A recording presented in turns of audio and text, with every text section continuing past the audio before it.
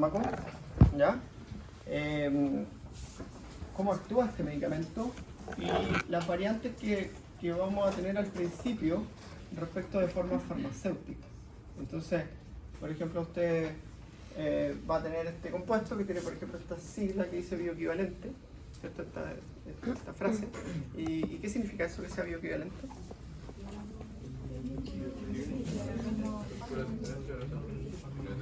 Claro, que el principio activo es el mismo que el fármaco original.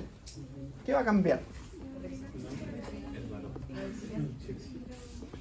Los excipientes. ¿Y qué son los excipientes?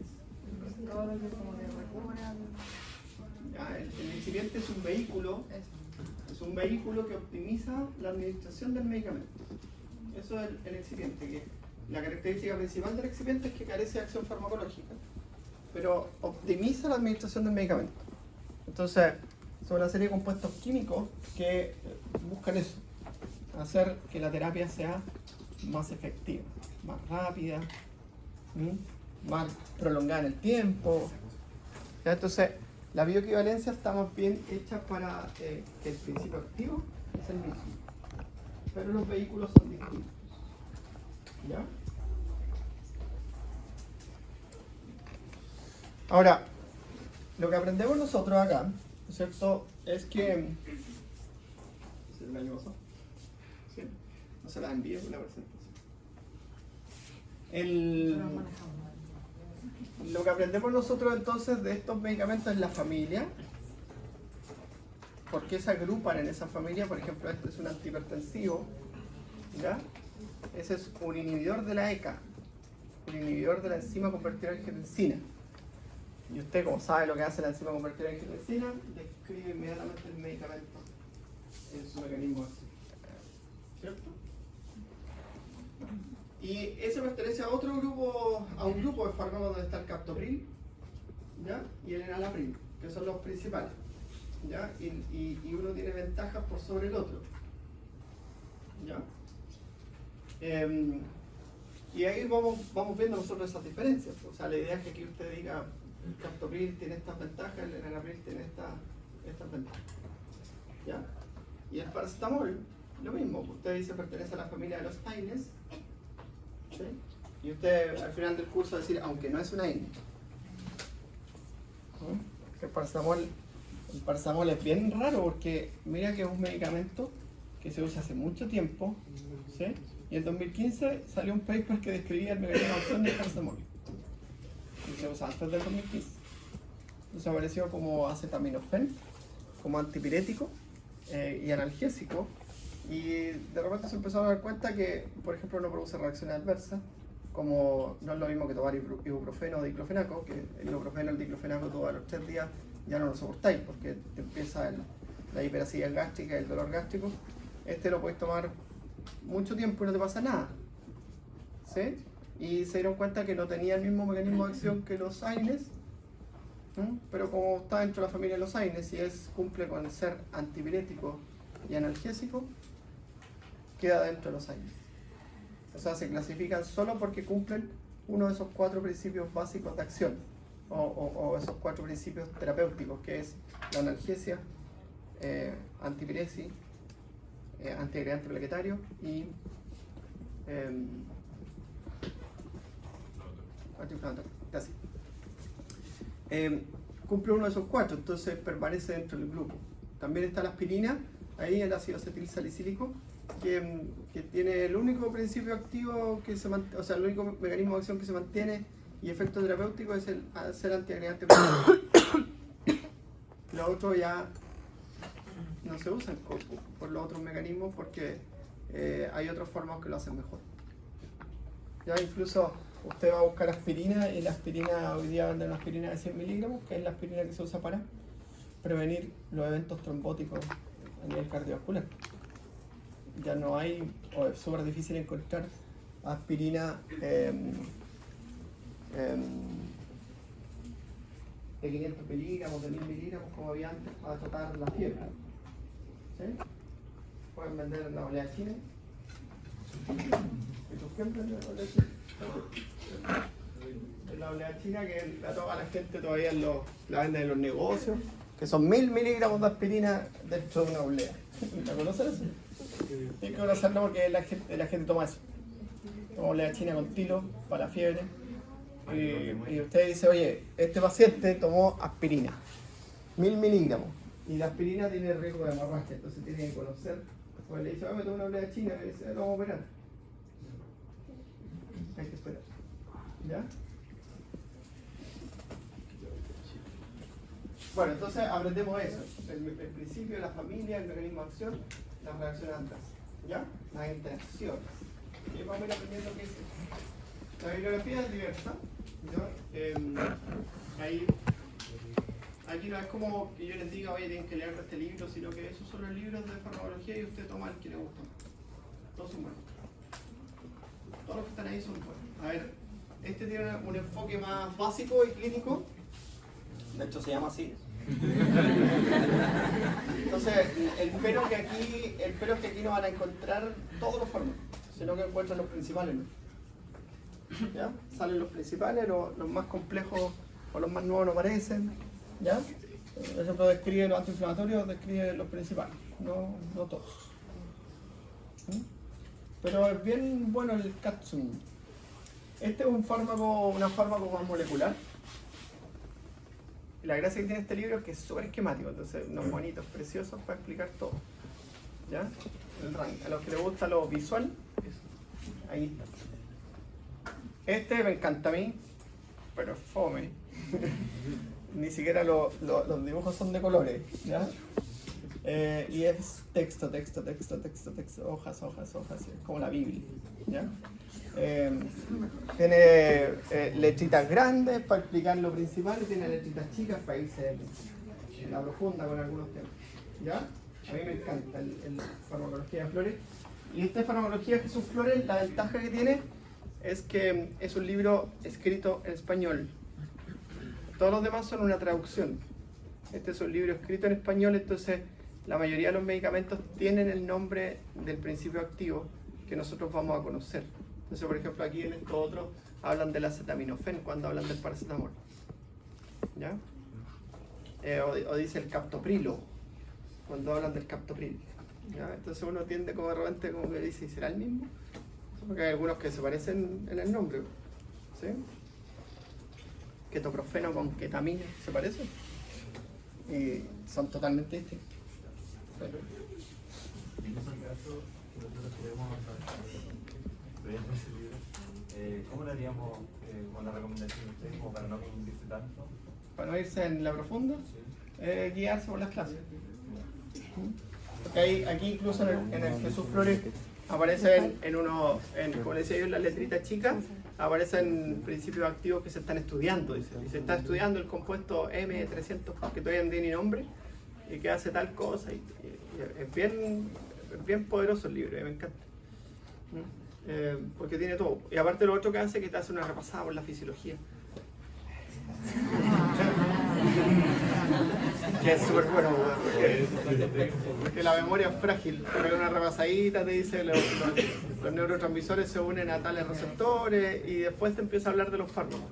Te hace una repasadita que es bueno, porque aquí en este curso el 50% del curso es fisiología. Los fármacos hacen eso, bloquean procesos fisiológicos.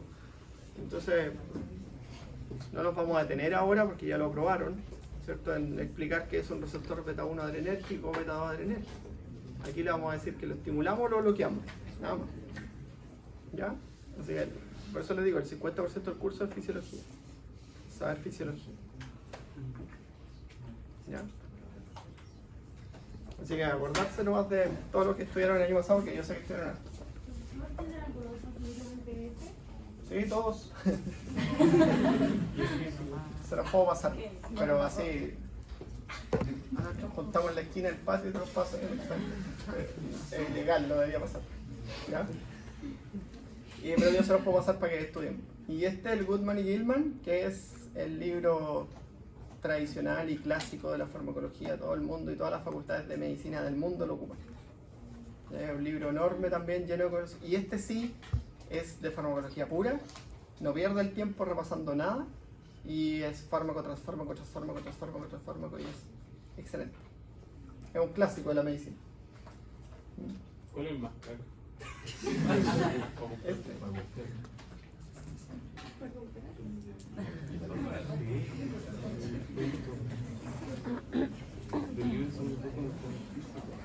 Pero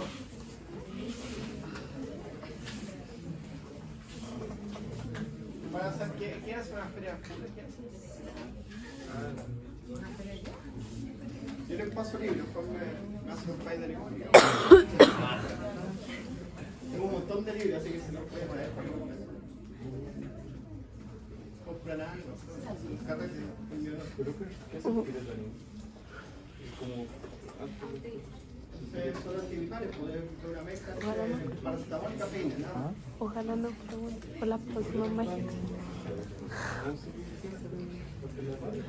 Todos los antigripales son vasoconstrictores con antiviréticos, porque alivian las molestias de la gripe.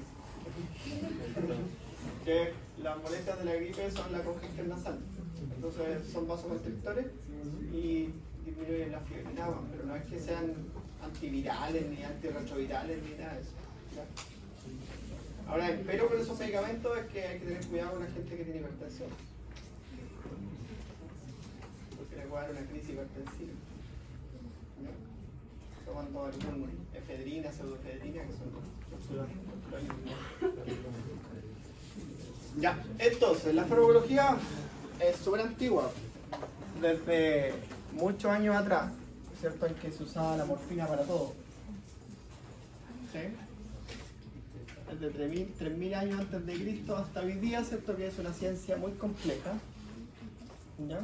En el que incluso, por ejemplo, hay toda una industria farmacológica, donde están esos que aparecieron cuando descubrieron las vacunas, que antes nadie los conocía.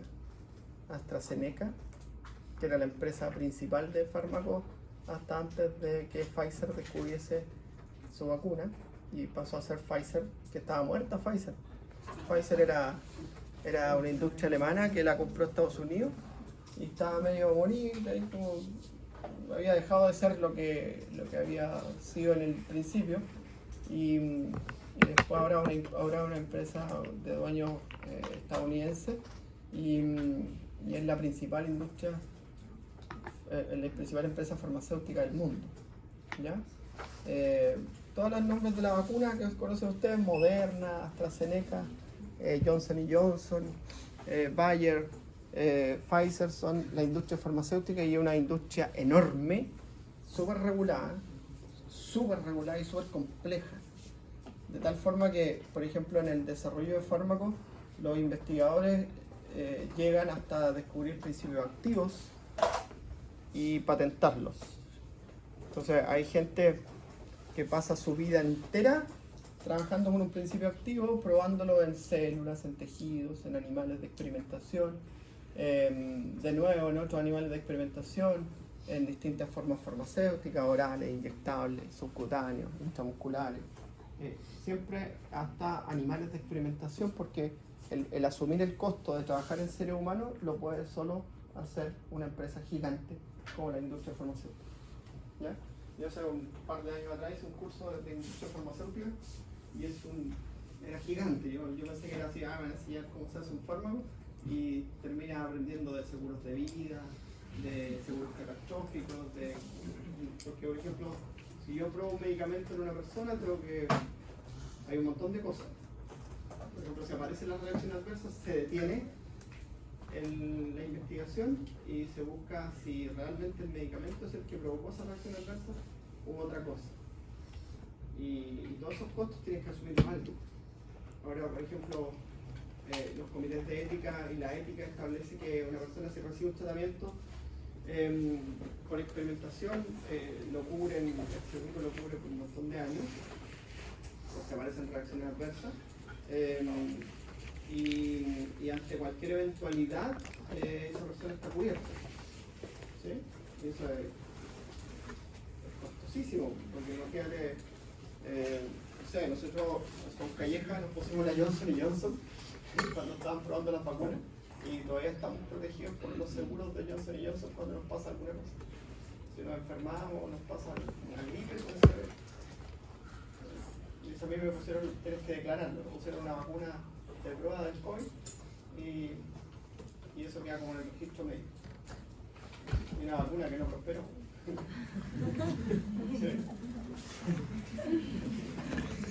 No, me sentí raro. Pero, entonces, eso es gigante. Es gigante. Y después queda, por ejemplo, todos estos sistemas de farmacovigilancia que son posteriores a la comercialización del medicamento. Ahora, ¿cómo la industria farmacéutica amortiza eso? De la siguiente forma. Cuando le compra la patente al investigador, las patentes duran 20 años. ¿Ya? Una patente dura 20 años. Entonces, después de una carrera contra el tiempo, de en cuánto tiempo se tiene el fármaco finalmente para comercializar. ¿Ya? Entonces, hay gente que, como les decía yo, investigadores que trabajan toda su vida intentando descubrir algún principio activo, que eso normalmente lo hacen las universidades, y al final ese investigador le vende la patente a un laboratorio. Entonces, el laboratorio hace todos los estudios, los ensayos de fase 1, de fase 2, de fase 3, en seres humanos, y con toda esta cosa que comentábamos anteriormente, y eso tarda entre 10 y 15 años. Y finalmente, ¿cierto?, tiene entre 5 y 10 años, dependiendo de cuánto duró, la venta exclusiva del medicamento. Y después de eso, la patente se libera y cualquiera puede sacar el medicamento. Entonces, hay medicamentos que nosotros conocemos con el nombre de venta, ¿cierto? Conocer uno que no conozcan el principio activo, sino que más bien el nombre de venta, el nombre comercial. ¿Ah? ¿Ya? ¿Qué hace ese? Antihipertensivo. ¿Y cuál es el principio activo?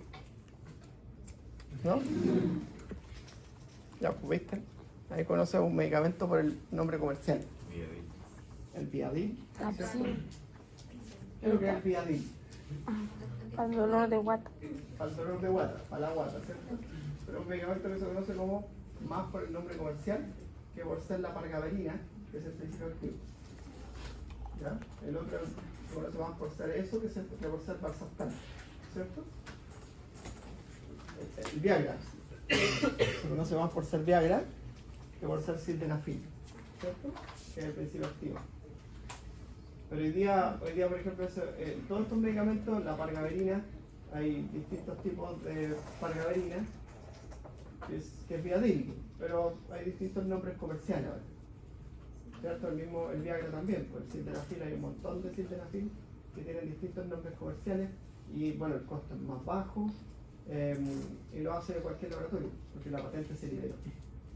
¿Ya? Entonces, en esos años que tiene de exclusividad el laboratorio, intenta recuperar la inversión. Entonces uno dice, ¿por qué hay medicamentos que cuestan tan caro? Aparecen las noticias de una persona que está luchando porque su hijo recibe el medicamento más caro del mundo, una cosa que cuesta como 10 millones de pesos. ¿Sí? Y uno dice, ¿por qué cuesta tan caro? Porque para poder desarrollarlo se invirtió muchos recursos que alguien los tiene que recuperar. Y ese es el pero, porque imagínate mover en los ensayos de fase 1 se hacen con miles de personas, mover miles de seguros de vida. Miles de centros, porque hay gente que trabaja en eso. Muchos de ustedes van a trabajar en eso, en ensayos clínicos. En el ensayo clínico, tú eres médico y te dicen, ¿quieres trabajar en un ensayo clínico? Sí, dices tú.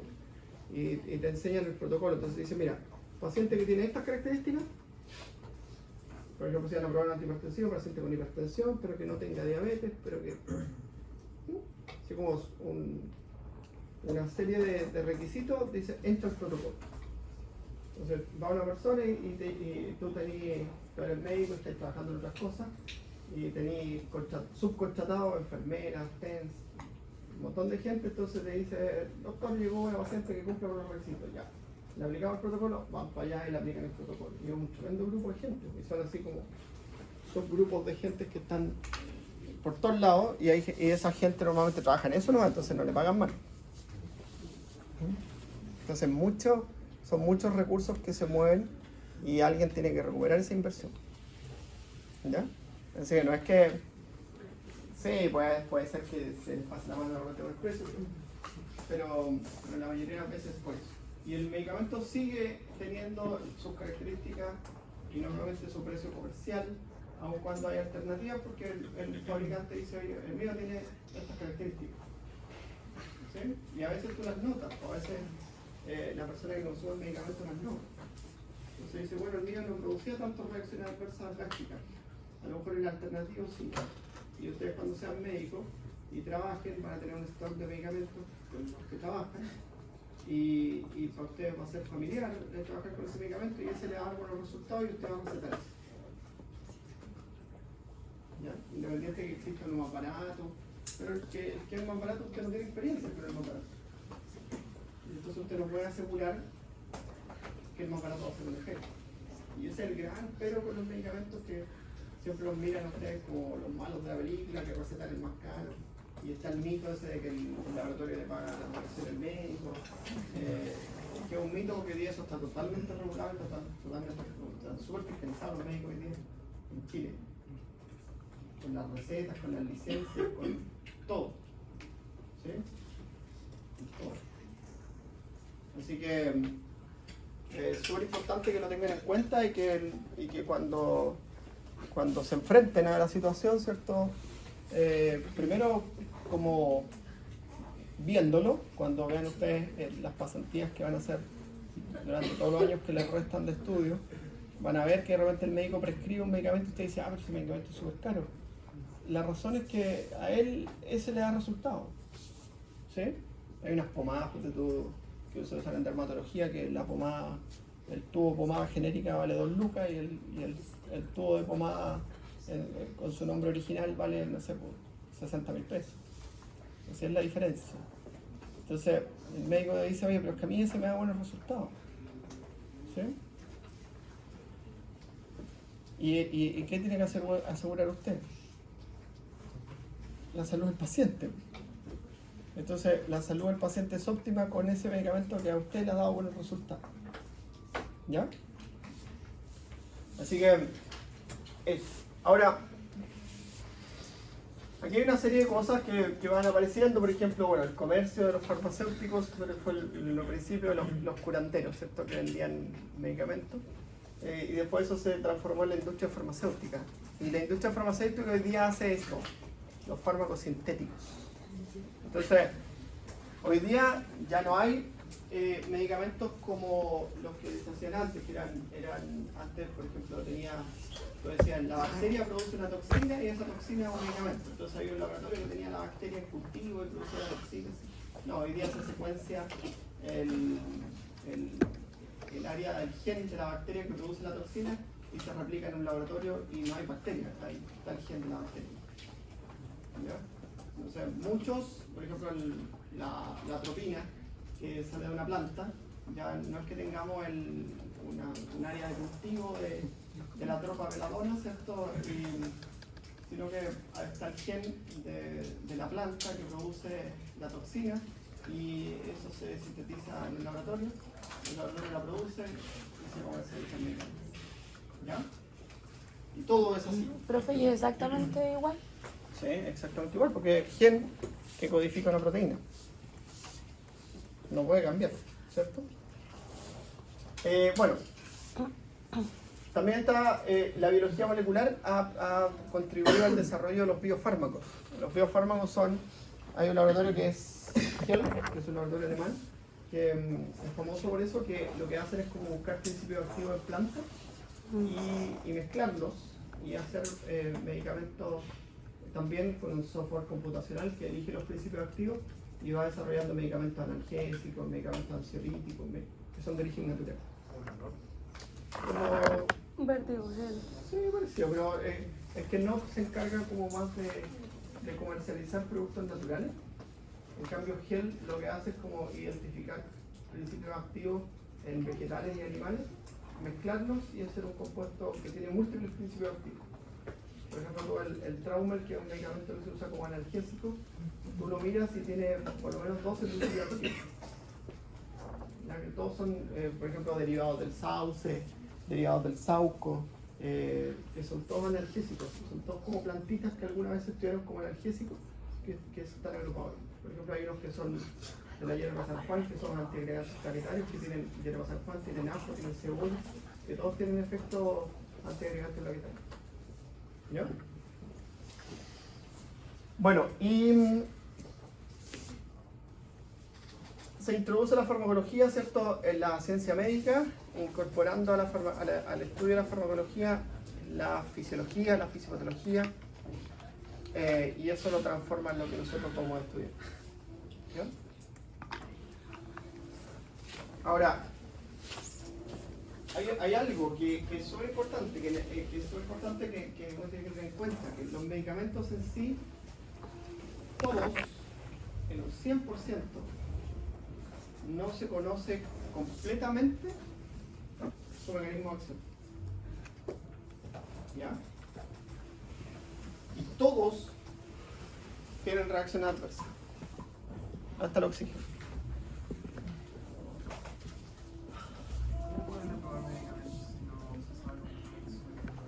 Porque demuestran ser seguros en un promedio grande de la población, en un número representativo de la población.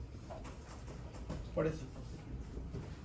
Entonces, los ensayos clínicos de fase 1, fase 2 y fase 3 se hacen en pacientes sanos, en pacientes enfermos, en grupos vulnerables y normalmente lo que se hace es una muestra representativa de la población, que son miles de personas que prueban el medicamento. Entonces, en esas miles de personas se establece la dosis, que son los ensayos de fase 1 para establecer dosis. Se establecen los márgenes de seguridad, ¿ya? Que algunos tienen un margen de seguridad súper amplio, como el paracetamol, y otros tienen un margen de seguridad súper acotado, como el propofol, que es un anestésico general. ¿Ya? O algunos de uso común, como la teofilina, tienen un margen de seguridad súper estrecho. ¿Cómo? Se hacen estudios para enfermedades de ese tipo y se van buscando fármacos específicos para tratar esas enfermedades, como los inmunofármacos, que es una familia gigante que aparece ahora. La inmunoterapia, el inmunofármaco. Y se estudia con personas que padecen la enfermedad. Entonces, el medicamento normalmente, como les dije yo, pasa por una prueba en personas sanas, una prueba en personas afectadas por lo que tú quieres tratar y una prueba en pacientes vulnerables, que son adultos mayores, niños, que son como la última fase, que son, todos vimos la evolución de las vacunas del COVID, que fueron probándose así, primero en personas sanas, después en personas que tenían enfermedades que podían complicar la enfermedad y después en grupos vulnerables. ¿Ya? Entonces, por ejemplo, la dosis es la dosis promedio que genera un efecto en los individuos. ¿Ya? Y casi siempre siempre se usa una sigla que es así.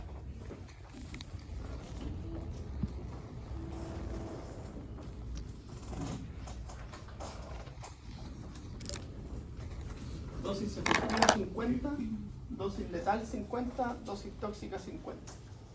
Dosis efectiva 50 es la dosis que produce el efecto en el 50% de los pacientes. Y lo mismo, la dosis que produce la muerte en el 50% de los pacientes y la dosis que produce el efecto tóxico en el 50% de los pacientes. Y siempre van a encontrar las definiciones de esa forma. Entonces, por ejemplo, lo que les comentaba hace un ratito, la MAC. Entonces, tú cuando ves los anestésicos generales, inhalatorios, tú tienes, por ejemplo, dice la MAC del isoflurano 1,5. Entonces uno dice, si yo pongo 1,5% de isoflurano, eso produce la anestesia en el 50% de los pacientes cuando se mantiene estable por 5 minutos. ¿Ya?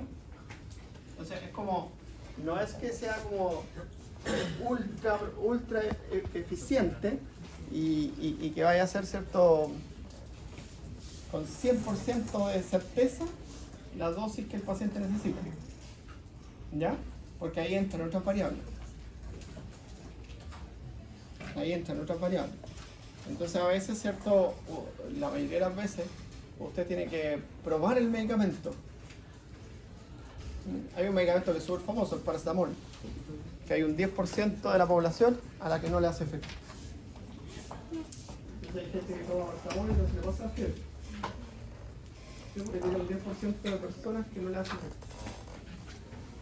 Entonces, si pasa con ese medicamento que es súper famoso, también pasa con otro. ¿Ya? ¿Por qué? Porque las dosis se establecen en estos ensayos que son, en definitiva, el promedio, la dosis promedio efectiva en un porcentaje de la población, que es representativo de toda la población. ¿Ya? Ya. Las 9:10 ya. Ahora los regreso, ¿verdad? ¿Vieron los cambios de horario? Sí. Las clases duran menos y los reglas son más largos. Entonces, la clase dura hasta las 9:10 y después empezamos a las 9:30. 20 minutos para ya. Entonces, por definición, fármaco es una sustancia química que tiene la capacidad de modificar un proceso biológico, ¿ya? Y se diferencia de un nutriente. Se diferencia de un nutriente. Y el medicamento es como este fármaco lo pasamos a las personas, ¿ya? O a los animales o al que le demos el fármaco. Entonces, el medicamento, ¿cierto?, es el preparado químico que busca optimizar la administración del medicamento. Entonces ahí aparecen los medicamentos inyectables, los medicamentos orales, los medicamentos de depósito. ¿Y qué es lo que hacen? Buscan optimizar. ¿Sí? Hoy día, por ejemplo, en un tema que vamos a incluir este año, yo espero que se me motive una estudiante que está trabajando en ello. Y yo le digo que ella haga la clase y yo le ayuno de los anticonceptivos orales, que antes no se pasan. Ya, no se pasan y ahora los vamos a incluir porque hay que incluirlos. Entonces, por ejemplo, ahí hay mucha modificación respecto del medicamento. Todos son lo mismo, progestágeno y estrógeno. ¿Ya? Pero hay comprimidos, hay geles de depósito, hay fármacos inyectables. ¿Y eso qué mejora?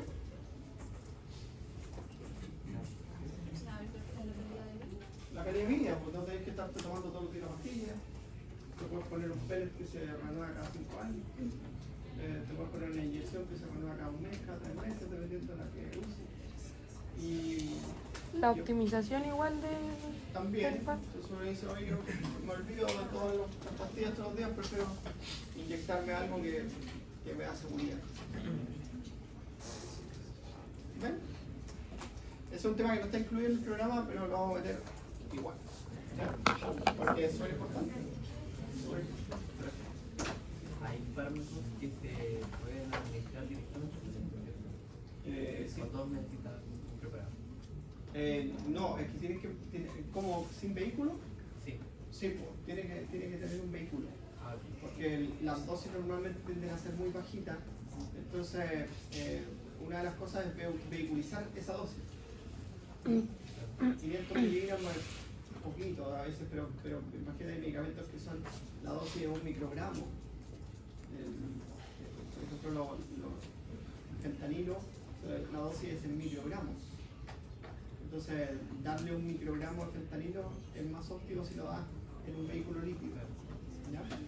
Y lo otro que casi siempre los excipientes, que son lo otro, que no, todavía no voy a hablar de los excipientes, pero los excipientes como buscan optimizar la terapia, ¿ya? Facilitan la absorción. Por ejemplo, amoxicilina es un compuesto insoluble. Entonces, ¿cómo damos un compuesto insoluble? Que tiende a precipitar siempre, en una forma farmacéutica que se denomina suspensión. Entonces, la suspensión es como, piénsenlo en grandes, como algodoncitos que entre medio tienen el fármaco. Entonces, por eso que dice agítese antes de consumir, para que se forme la suspensión. Está suspendido. ¿Ya? Está el compuesto insoluble suspendido. En cambio, las soluciones son fármacos que normalmente tienden a formar enlaces con azúcares o con el agua y es un compuesto líquido que tiene un color normalmente. Entonces, el excipiente, que como les decía antes es un compuesto químico que carece de acción farmacológica, busca eso, hacerlo más óptimo y normalmente busca excipientes. Busca excipientes que hay, hoy día hay unos que son muy top, que pertenecen a la nanotecnología, las nanopartículas, que así se desarrollaron las vacunas del coronavirus. Porque el problema que tiene el coronavirus es que es un virus ARN, ¿ya? Y el problema que tiene el ARN es que es lábil en el ambiente. Por eso que tú te lavas las manos y... ¿sí? El ARN es lábil en el ambiente porque en el ambiente hay muchas RNasas, que son enzimas que degradan el ARN. ¿Ya? Trabajar con ARN es un lío. Entonces, ¿qué hicieron? Se desarrollaron nanopartículas, que en definitiva es como un canastito, que adentro lleva el ARN. Y esas nanopartículas de carbono normalmente lo que hacen es protegerlo cuando viaja en la sangre hasta que llega a las células, se une y entrega el ARN, igual como lo hace el virus con su cápsula, con su corona. Profe, entonces el fármaco sería como el principio activo y el medicamento sería como el... La forma en cómo lo damos. Ahora, la gracia que tiene el medicamento, y gracias por recordarme antes de pasar esto, es que el medicamento puede estar formado por uno o más fármacos. ¿Ya? Entonces, por ejemplo, tramadol. Tramadol es un medicamento que es famoso porque es un analgésico, ¿cierto? Es un analgésico atípico. No pertenece a la familia de los opioides ni a la familia de los AINES. ¿Sí? Pero es un buen analgésico. Entonces lo mezclan con otras familias. Entonces, por ejemplo, hay mezclas de tramadol con paracetamol. Y como el tramadol produce una reacción adversa que son las náuseas, hay mezclas de tramadol, paracetamol y metoclopramida, que es para las náuseas. O domperidona, que es para las náuseas. O ondansetron, que también es para las náuseas y los vómitos. Entonces, de esa forma, y eso está todo en un solo medicamento. ¿Ya? Por ejemplo, Entonces, esos serían los 3 principios activos. 3 principios activos en un solo medicamento. ¿Ya? Entonces, un medicamento puede tener más de un principio activo. ¿Ya? Y lo otro, pastillas, grallas, comprimidos, son formas farmacéuticas. ¿Ya? Ahora usted realmente de cariñoso y para ser un poco más coloquial con las personas le dice, ¿se toman las pastillas? ¿Ya? Pero para nosotros es medicamento. ¿Ya? Y remedio, eso es para los curanderos y los brujos. ¿Ya? Así que no diga remedio. Pero en estos casos, cuando hay más de un fármaco, ¿podrían eventualmente intervenir en la eficacia? No, porque están estudiados para que no interaccionen entre ellos. Claro. Ahora, la polifarmacia, que es cuando un paciente consume más de 2 medicamentos, ahí puede haber interacción. Y ahí eres tú el que tiene que saber eso. Ya hoy día hay software que permite predecir la interacción. ¿Ya? Hay páginas web donde tú pones el nombre de los fármacos que te dicen si interactúan. ¿Ya? Hay más herramientas. Antes era como que el médico tenía que saber que no le podía dar diazepam con omeprazol, por ejemplo, por interacción. ¿Ya? O que no podía tomar aspirina con warfarina, interacción. Y en el caso, por ejemplo, de las terapias con oxígeno, ahí el oxígeno se considera como fármaco. El oxígeno es un fármaco. Y el medicamento es la forma en cómo se administra. El oxígeno se administra vaporizado y el vapor de agua lo convierte en un medicamento. El oxígeno es un fármaco que tiene mecanismos de acción, siempre tiene reacciones adversas. Entonces, no es como llegar y poner oxígeno. Hay que darlo medido, hay que darlo humidificado, hay que darlo entibiado. ¿Sí? Porque si veloz es un irritante de la vía aérea y puede producir atelectasia, ruptura de los alveolos. Y quemadura, puede producir quemadura en la vía aérea.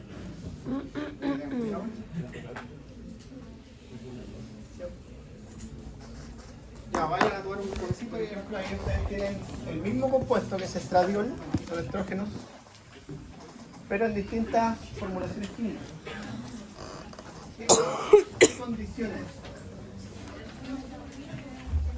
Claro, entonces ahí tú tienes el tiempo en días que el compuesto está en la sangre. Porque normalmente cuando uno habla de la farmacocinética se evalúa esta curva, que es la curva de concentración plasmática. Entonces, el tiempo en días es que el medicamento está en la sangre. En días, en algunos compuestos va a ser en horas, ¿cierto? En otros en minutos. ¿Ya? El medicamento que su acción les permite actuar por 1 o 3 minutos. ¿No? Mira, aquí tienen estradiol, benzoato, valerato, cipionato y enantato, que son las formas químicas. Y uno dice, mira, enantato es el que tiene más duración en el tiempo. Y el que tiene menos duración en el tiempo es el estradiol benzoato. ¿Cuál es mejor? Depende. Depende de lo que tú busques. Esa es la respuesta mágica. Depende de lo que tú busques, porque si tú quieres que el medicamento actúe rápido, usas benzoato o valerato, ¿cierto? Y si tú quieres que el medicamento actúe lento y por más tiempo, usas las formas cipionato y enantato. ¿Ya? Pero, Entonces, ¿qué lo que eran los nombres de al lado? la formulación química. Ah, ya. Entonces, ahora, esto es formulación química. A veces hay formulación farmacéutica, que son formas farmacéuticas, que lo ven con el doctor Rodríguez en la clase. Y el forma farmacéutica es como el excipiente le modifica la liberación. ¿Ya? El excipiente ayuda, por ejemplo, a las penicilinas. Las penicilinas solas duran 4 a 6 horas. Y la penicilina benzatina dura 62 horas o más. Y la pueden encontrar hasta por 3 semanas en el cuerpo. ¿Ya? Porque lo que hace la benzatina es precipitar y cristalizar la penicilina para que se libere lentamente.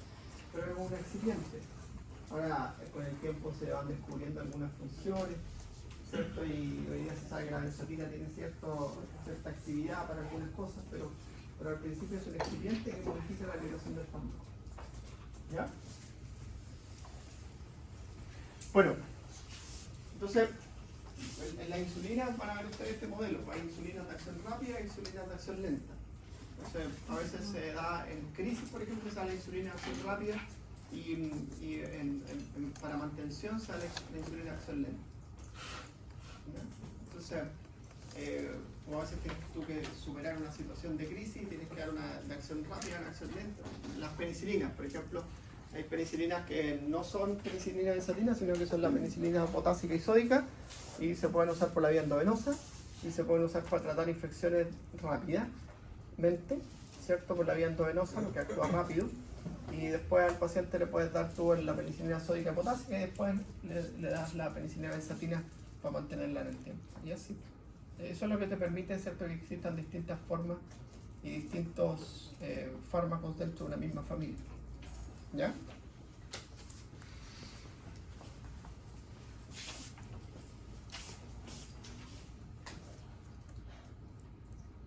Entonces, en la farmacocinética nosotros estudiamos esto, el área bajo la curva, que significa la sigla AUC.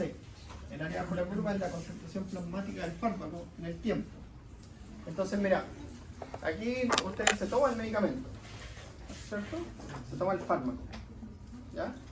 Y el fármaco empieza a aumentar su concentración cuando está siendo absorbido, hasta que llega a una concentración máxima, ¿ya? Que es la máxima concentración del fármaco en la sangre, ¿ya? Y luego, ¿cierto?, el medicamento se empieza a eliminar y tú tienes un punto aquí que se denomina vida media, que es cuando el 50% del medicamento se ha eliminado. Entonces hay vida media de eliminación, está la vida media de absorción, cuando el 50% del medicamento administrado es absorbido. ¿Ya?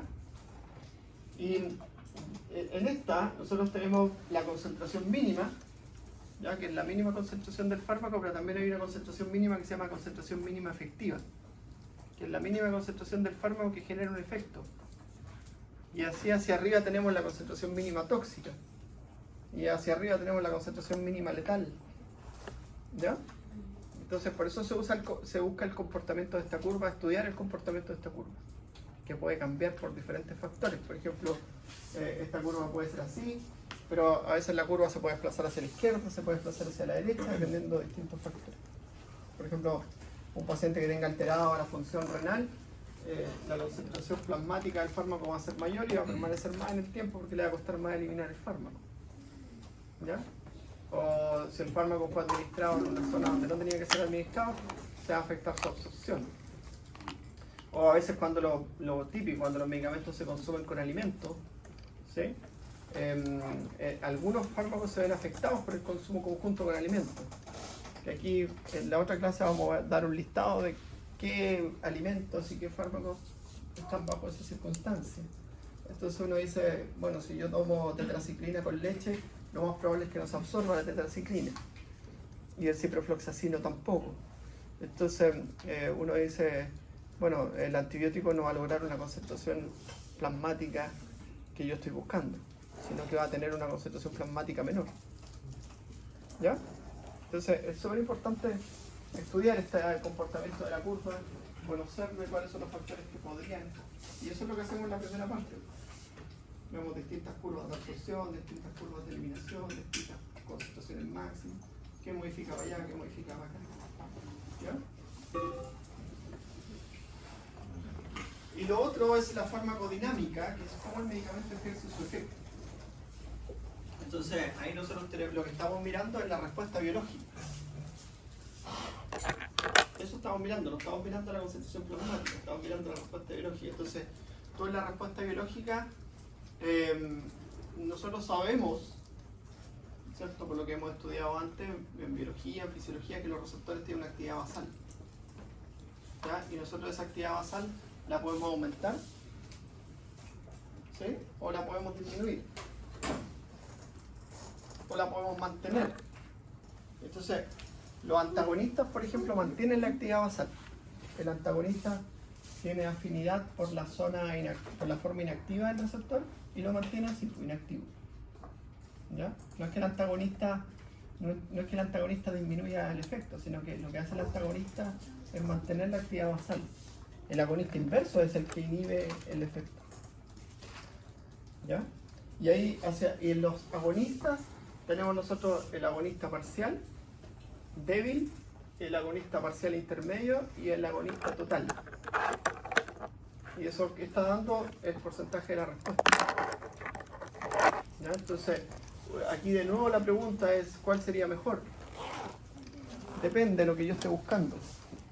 ¿Ya?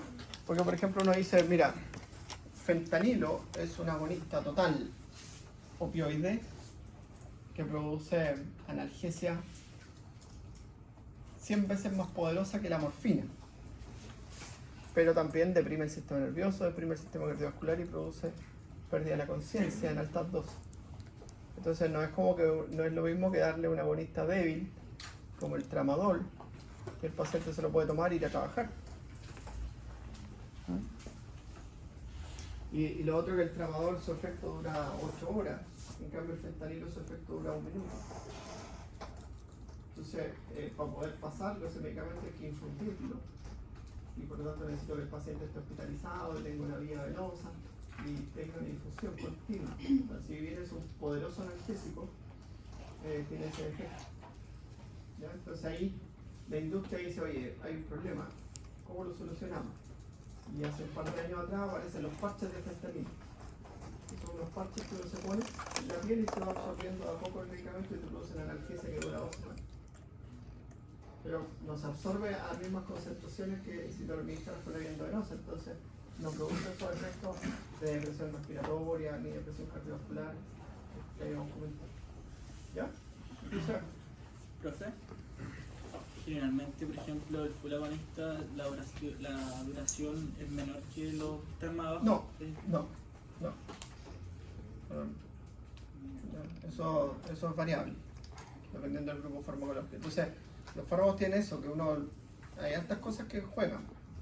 Entonces uno dice, oye, ¿qué le damos al paciente? Eso sería la farmacocinética. La farmacodinámica mira el efecto. Pero La por farmaco- ejemplo lo que preguntaba es... Eso, la farmacocinética. La duración del efecto lo ve la farmacocinética. Perfecto. Entonces, según la farmacodinámica, yo puedo ver qué medicamento le doy. Porque, Claro. por ejemplo, no sé, un paciente que toma Narapil y ya empieza con tos, después busco otra cosa. Claro. Alguien que sea agonista antes Muy de bien, sí, bueno, porque la Narapil produce tos como principal reaccionante. Claro. Y en ese caso se daría, no sé, los saltados. Los saltantes, claro. Claro, pero según Pero por eso- ejemplo, si tu paciente está embarazada, no le puedes dar ninguno de los dos. Y eso es lo importante de la farmacología. Entonces uno dice, ¿quién hago la embarazada y hipertensa? Hay fármacos, los beta-bloqueantes. ¿Ya? Entonces a eso yo creo que lleguen al final de este proceso. Hicimos sus compañeros que yo recibo buenas felicitaciones de los profesores de cuarto y quinto. Ahora saben fármaco. Antes no sabían fármaco. ¿Sí? Yo una vez hice una clase de fármaco, era chiquitito y me encontré con un grupo de estudiantes que estaban egresando de medicina. Oye, casi me comí. Pero no sabían fármaco. Y yo los miraba y entonces no sabes. Y me peleaba. Vamos a ser médicos mañana. Y yo, ¿qué? ¿Tú sabes fármaco? No sabían fármaco. Le pregunté, me acuerdo qué hacía la metformina. Me hice un hipoglicemia enteral. Me le digo, ¿pero cómo actúa? El hipoglicemia enteral baja la glucosa. Dije, ¿cómo va a bajar la glucosa? No, si baja la glucosa. No, ¿cómo actúa? La metformina aumenta la sensibilidad de la insulina por su receptor. Eso es. Esa es la animación. Que baje la glucosa es consecuencia de eso. Entonces, que baje la glucosa es el efecto terapéutico, no es la animación. ¿Ya? Bien, bien, bien.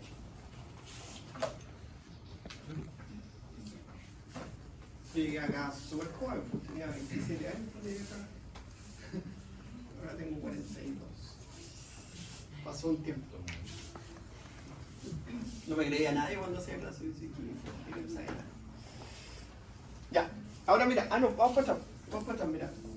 Entonces, ¿qué se dice uno con el full agonista versus el agonista parcial débil? ¿Qué diferencia tiene? ¿Cuál es la principal diferencia que tiene? ¿Sí? ¿Qué diría usted, Micaela, si yo le digo, vamos a darle un full agonista en vez de darle un agonista débil? ¿Ese es más? Más fuerte. O sea, la respuesta es Más fuerte, eso es lo que dice la gente. ¿Ya? Más fuerte. Más fuerte. Eso es lo que dice el popular. ¿Ya? Pero es más eficaz. ¿Ya? Entonces aquí vamos a ir cambiando algunos conceptos. Pero más eficaz según lo que se quiera buscar. No, es más eficaz en su respuesta, produce mayor eficacia terapéutica. Entonces, por ejemplo, la morfina es más eficaz que el tramadol, pero el fentanilo es más eficaz que la morfina, porque su efecto es la analgesia, eso es lo que yo busco. Independiente Entonces, de cuál sea mi objetivo Claro, con el paciente. tu objetivo es la analgesia, entonces es más analgésico, es más eficaz. Ya. ¿Ya? Y otro concepto que a veces anda dando vuelta por ahí, que lo vamos a sacar hoy día al tiro, ¿cierto? Entonces más fuerte ya lo sacamos, en el promedio lo sacamos, ¿sí? Y otro que anda dando vuelta por ahí es la potencia. ¿Cuál tiene mayor potencia según usted? Excelente, muy bien, súper bien, el que hace efecto más rápido, ese es el que tiene mayor potencia. Entonces el más potente aquí es el azulito, ¿cierto? La curva azul es el más potente. Siempre es así. Entonces la potencia es la rapidez del efecto. La habilidad que tiene por unirse a los receptores. ¿Ya? Entonces esos son los fármacos que tienen mayor potencia. Eficacia y potencia son conceptos distintos. ¿Ya? Y la potencia está dada por la afinidad y la sensibilidad que tiene por el receptor. ¿Se habla de efectivo? Efectividad, sí. Eficacia. Sí. O eficiencia, o efectividad, o eficacia. Aquí se considera como sinónimo.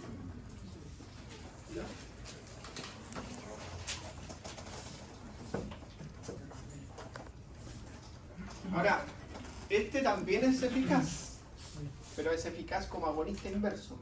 O sea, es eficaz para hacer lo contrario de lo que hace el receptor. ¿Ya? Entonces siempre los parciales agonistas son más potentes. O es como el No, ejemplo de solo aquí. Ah, ya. Entonces, vamos a ver.